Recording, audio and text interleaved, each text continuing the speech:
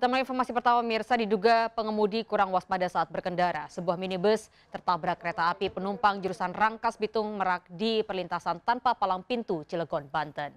Mobil minibus rusak parah akibat terpental sejauh 8 meter di area perlintasan tanpa palang pintu kilometer 8,130 di Cilegon, Banten. Diduga kecelakaan ini terjadi lantaran sopir kendaraan yang kurang waspada ketika melajukan kendaraannya di area perlintasan.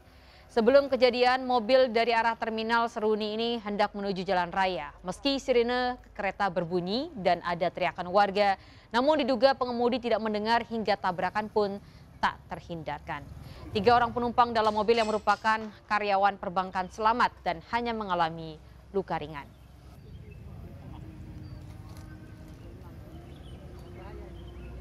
Dua orang pengendara motor terlibat kecelakaan dengan sebuah mobil mewah di Jalan Hang Tuah, Kebayoran Baru, Jakarta Selatan. 1 orang tewas dan 1 lainnya kritis. Sementara mobil mewah yang diduga menabrak kedua korban melarikan diri.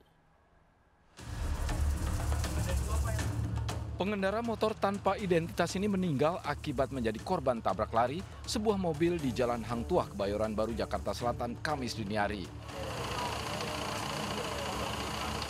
Korban berusia sekitar 65 tahun ini meninggal akibat luka parah di kepala. Sementara seorang penumpang motor dalam kondisi kritis. Petugas Laka Lantas Jakarta Selatan yang tiba di lokasi langsung melakukan olah TKP dan menemukan sisa bagian badan mobil yang berserakan. Saksi mata mengatakan kedua korban ditabrak mobil jenis SUV yang melaju kencang. Fortuner kenceng dari arah sana, bawa ke sana. Nah begitu nabrak, dia langsung kabur, kenceng banget. Kagak sempat ngeliat plat nomor. Kalau warnanya saya apa? Warna hitam.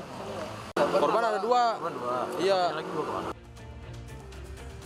Guna kepentingan otopsi, jenazah korban dan korban luka dibawa ke Rumah Sakit Fatmawati, Jakarta. Sementara motor korban dibawa ke unit Laka Lantas Jakarta Selatan untuk kepentingan penyidikan. Dari Jakarta, Miftahul Gani melaporkan.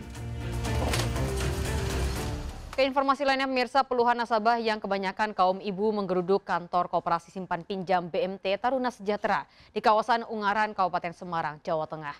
Seorang ibu bahkan menangis histeris karena uang mereka tak kunjung bisa dicairkan.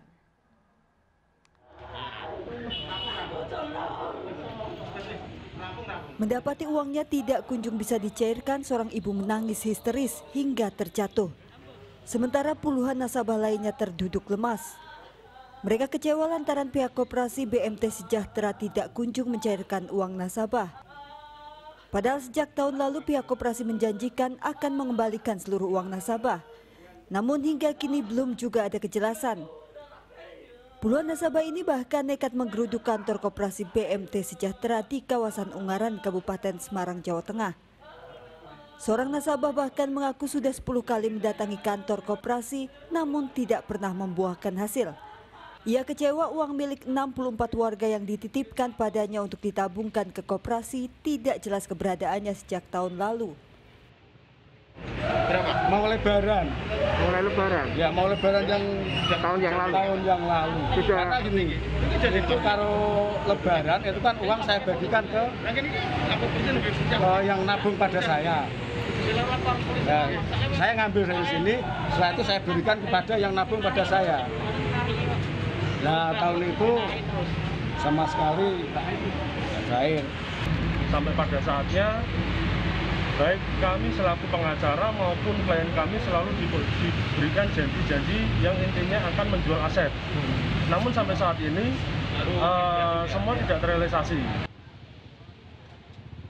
Situasi yang sempat memanas akhirnya reda setelah polisi datang untuk memediasi para nasabah dengan Koperasi. Polisi menyarankan agar para nasabah segera membuat laporan ke Polres Semarang agar kasusnya bisa diproses hukum. Dari Kabupaten Semarang, Jawa Tengah, Lurisa Lulu melaporkan.